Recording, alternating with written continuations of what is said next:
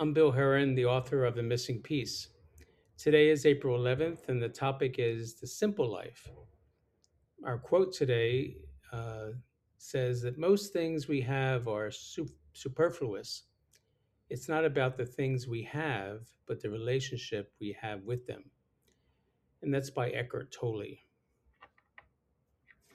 Our North American culture promotes the proliferation of things: old things, new things, shiny things, more things, etc.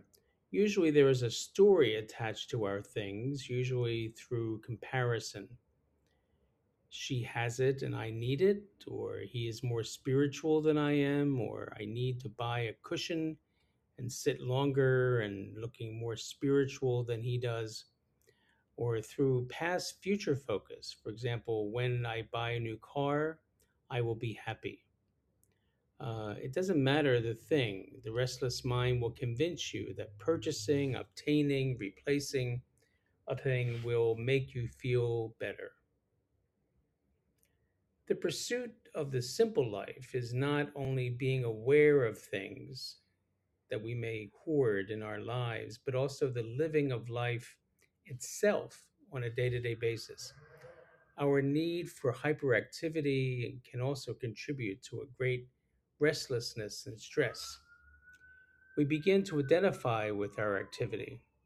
For example, a lawyer may perceive that the busier they are, the more important they are. The opposite would be true in this mind message. If I had fewer cases, then I am worthless. All of that is not true, and yet we subscribe to these messages on a regular basis.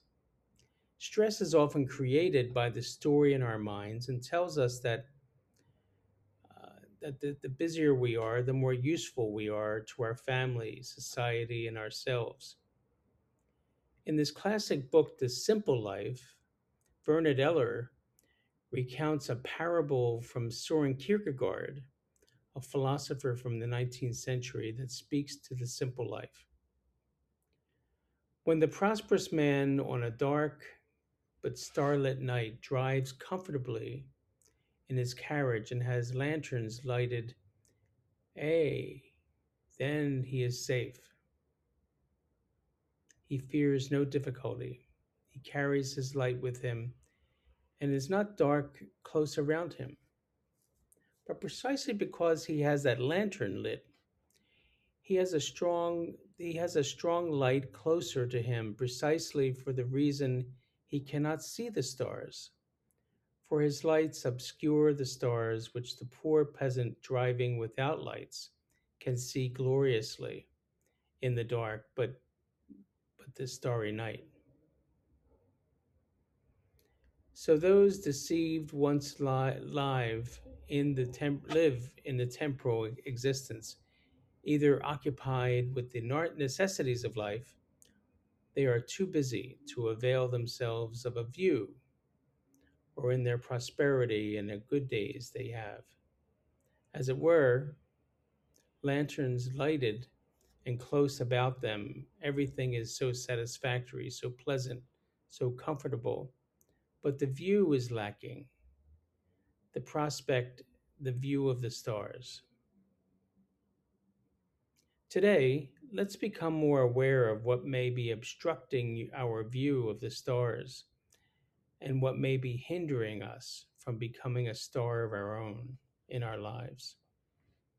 So, thank you for joining me today with this reading, and I look forward to you joining me in future readings of The Missing Piece. If you'd like to buy the book, you can go to Amazon and order it today if you'd like. Have a great day.